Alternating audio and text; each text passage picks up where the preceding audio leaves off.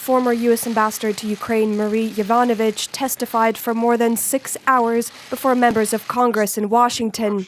Do you swear or affirm that the testimony you're about to give is the truth, the whole truth, and nothing but the truth, so help you God?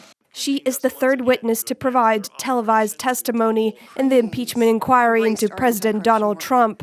At times, the questioning focused on her family, with one lawmaker asking how her family has been affected by the unfolding events.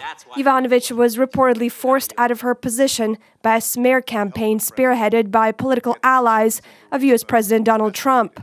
How has it affected your family? I really don't want to get into that, but thank you for asking. The testimony was also marked by some intense exchanges. The concerns he has about Europe not doing enough, the concerns he has about reluctance to send in the hard-earned tax dollars to any country, Jordan, frankly. I have indulged you with extra time, but I appreciate it. My indulgence is wearing out. I appreciate it. There is a question Our, here, right? our indulgence wore out with you a long time ago, Mr. Chairman. Well, I'll tell you that.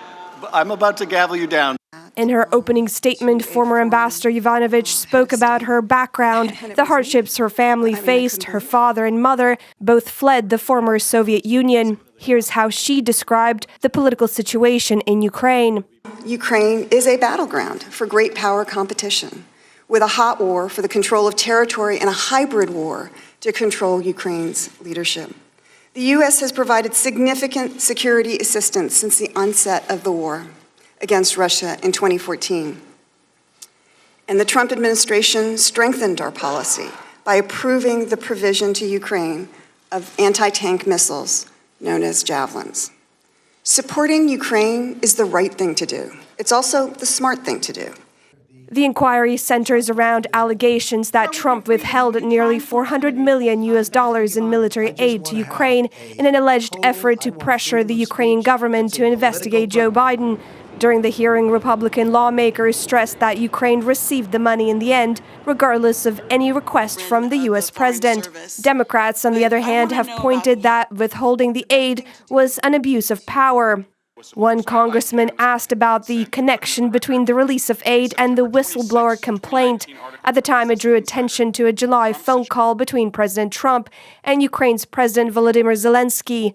During the call, Trump asked for Zelensky to announce an investigation into Biden, now his rival for the presidency. Isn't it true that the only reason the aid, or the only time the aid went to the Ukrainians, was after the whistleblower complaint became public?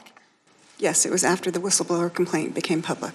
For many in Ukraine, especially civil society leaders, journalists and lawmakers, one of the most powerful parts of the testimony was when the name of the late anti-corruption fighter Katya Handzuk was spoken before Congress. Handzuk was 33 when an attacker threw acid on her near her home. She died of her injuries.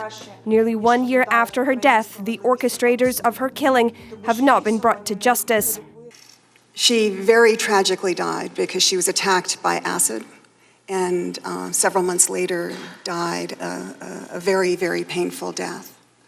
We thought it was important that justice be done for Katya Handzuk. During her testimony, Marie Yovanovitch was praised for her work by lawmakers. And I consider you an inspiration for women around the world. She left the hearing room to applause.